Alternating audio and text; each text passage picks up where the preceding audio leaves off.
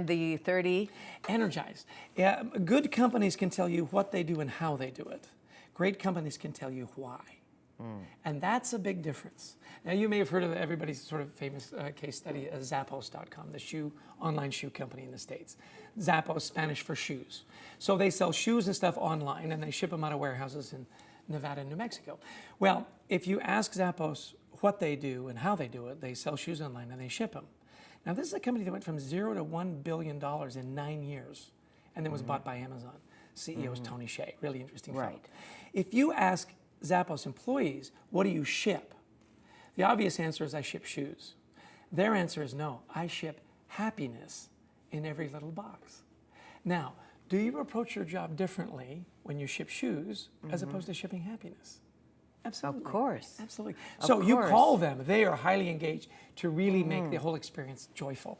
So what makes, or who makes, an Olympic swimmer, a Michael Phelps, a Steffi Graf, and you talk about athletes in the book, a Michael Jordan. What's the difference? Well, it's belief.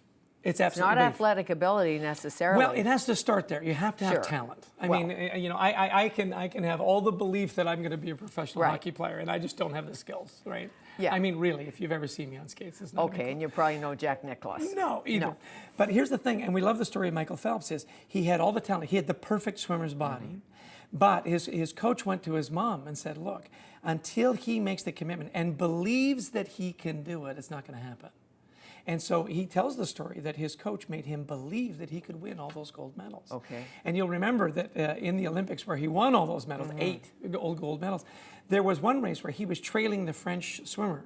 And at the very end of the butterfly, he took the half stroke and won by a fraction of a second, because he had that belief that he couldn't be beaten. Well, we chose the subtitle of the book very carefully, How the Best Managers Create a Culture of Belief that Drives Big Results. The gold medal, the moving up as Zappos and so on. We believe we can do it. That's what great managers do.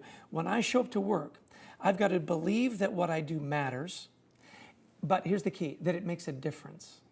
Big. That I'm making a And difference I'm every day. valued by this company. Exactly. People are proud to show up. Right. Exactly. No, And I they brag get about it. They brag about, where do you work?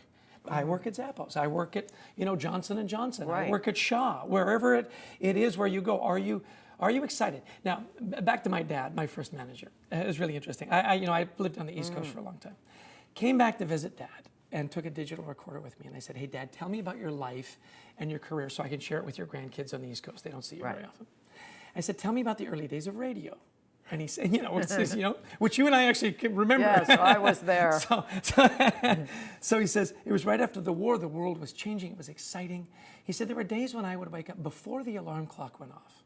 So excited to go to work, I'd literally throw my fist in the air and say, yes, I get to go to work. Pretty much the way you feel, I'm And sure, I'll tell you every that day. in the early days of radio, we had a lot of fun. Sure. We pulled pranks, we did ridiculous things, we took great chances, and rarely did the big manager come in and say, you're all fired. Right, there was no Rarely. 7-second delay. Do you remember? Oh, yeah, I do. So anyway, so I said, Did that Dad, go on air? Yes, it did. Well, excuse me, right? let's go upstairs and have a drink.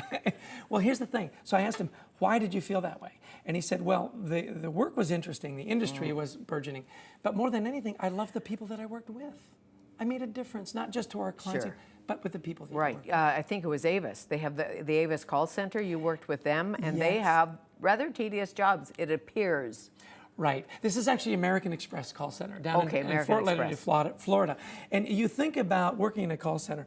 When was the last time, so I'll ask you this, Fanny. When was the last time you called your credit card company, whoever it might be, hopefully American Express, and said, I just wanted to let you know, last night went to a restaurant, beautiful meal, handed him my card, slipped it through, signed it, everything worked flawlessly. Love the card, fits right into my wallet. I just want to say you guys are doing a great job. Well, I've never done that. Let me give you a tip. Do it. It completely freaks him out. I'm sure. Well, why not? But see, here's the point. Every time the phone rings, there's a problem. So they pride themselves on being problem solvers, not for people that carry their card, but for card members. It's a membership. Now, average call center has a double-digit, sometimes triple-digit turnover. In Florida, it's 9% is the turnover. They've won the J.D. Power Association Award 6 years in a row. Average tenure is 15 years because people love working there. They support each other, they back each other up, and it's a tough job. So in some departments, they literally have hourly celebrations. Hourly. Not It's too that corny, tough. though. No, and, No. And you've got to know your people. What is it that they value? What do they want to do? Is it time off? Is it a coffee, right? Is it a bagel? Whatever they want, so that it's meaningful to them. Okay. Reinforce that what they do matters. And you say often that culture is not about marketing and cool designs on the wall or No. free phones or, you know, words everywhere saying we are a company that believes in loyalty and balance and integrity and the can-do. That's who we are. All the catchphrases, right? Right, but if you don't live it, if it's not there, Doesn't matter. you can have all the meetings in the world, you can bring all the people together, we all have these great ideas, and you never see the result. I don't mean, of course, that happens here, but you know what I mean? It's the big, okay, we're going to have a think tank and a brainstorming, we're all going to come together, we're going to tap your ingenuity, and they do. Sure. And nothing changes. Well, you know, we developed a great model around All In because we'd done a lot of work around recognition and teamwork. And it was funny because every time we had the conversation with a client, they'd say, yeah, we got to reward and recognize our people, absolutely. You know, we've got to have more collaboration and teamwork. But if the culture isn't right, it doesn't matter. So that's what led us to write All In. So what are the elements of this great culture? Well, to your point, I can ask you for your opinion and listen and be very attentive. If I don't share that back, it doesn't mean anything. Right. So one of the elements we had was a culture where you share everything. It's very open, very honest, and most organizations fairly flat. You know, I can get to the president and the CEO. I know who he or she is, and she knows me. Is very important. So we've got this, there's no hidden agendas. We share everything. We focus on the client, but we focus on our employees as well. Okay, and there's a little truth in that. We'll be back with Chester Elton, New York Times bestselling author and top-notch motivational speaker.